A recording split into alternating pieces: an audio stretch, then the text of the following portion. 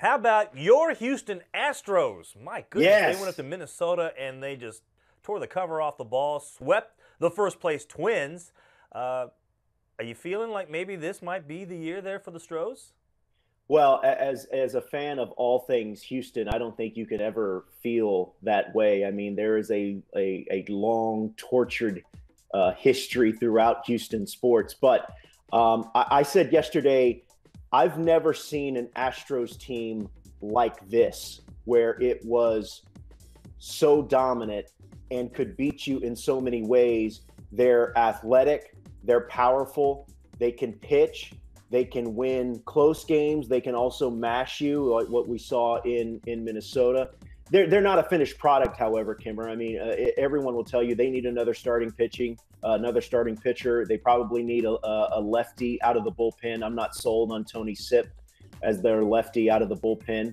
And you can always use some more relief help. So I think they're going to do something at the deadline. It's just a matter of what and how much it's going to cost them. Right. Jose Quintana has long been a name associated with the Astros, but with the way he's pitching, maybe he's not going to cost as much as you might expect. But then there's that next tier: Garrett Cole, Sonny Gray. The Astros do have some attractive pieces that would be a part of that. It's just a matter of whether or not they want to give them up.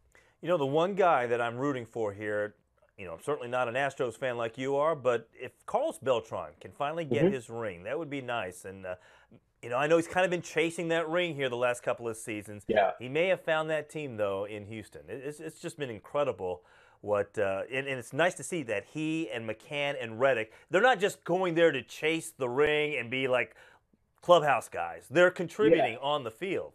Nice mix.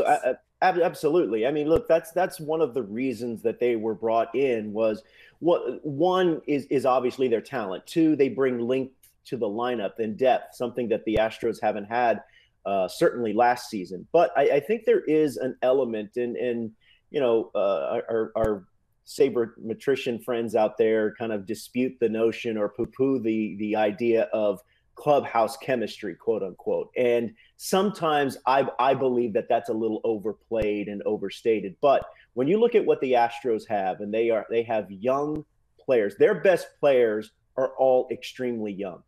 And I think there is some value to bringing guys in like McCann and Reddick and Beltran to show these guys just by example of what it's like to and what's required to win at the highest level.